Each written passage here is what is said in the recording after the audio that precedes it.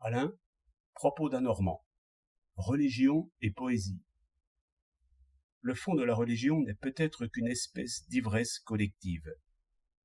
La contagion des sentiments a une telle puissance, et notre corps est si naturellement porté à imiter les mouvements des corps qui lui ressemblent le plus, que des hommes réunis en viennent bientôt à aimer, à haïr, à penser en commun. La musique exprime merveilleusement ses actions et réactions. Le rythme est une loi commune, que tous les chanteurs adorent, lorsqu'ils chantent en chœur.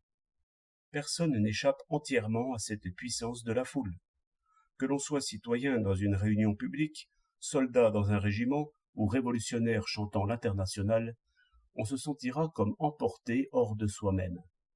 On oubliera, tout soudain, les 1000 petites misères de la vie individuelle, le doute, l'hésitation, le regret, l'ennui. La vie aura un sens et une saveur jusque-là inconnue. Il en est de cette ivresse comme de toute ivresse. Qui a bu, boira. C'est par là qu'on peut expliquer cette longue suite des guerres impériales, où l'on dirait que les hommes trouvaient leur plus haut plaisir à se battre et à mourir. Dans le fond, ce qui leur plaisait, ce n'était pas spécialement la bataille, c'était l'action en commun. De cette joie est née la poésie. Tous sentent quelque puissance invisible, qui agit à la fois en chacun d'eux et hors d'eux. Tous la cherchent. Tous veulent donner un corps à cette âme. Ce corps, ce sera le chef ou le prêtre, ou le prophète, ou quelque dieu qu'ils finiront par voir et toucher. Le Christ a dit une profonde parole. Toutes les fois que vous serez réunis, je serai avec vous. À bien regarder, il n'y a rien de plus dans ces prodigieux sentiments que ce que l'on observe dans un mouvement de terreur panique. Ce n'est toujours que la passion grandie et l'animal divinisé.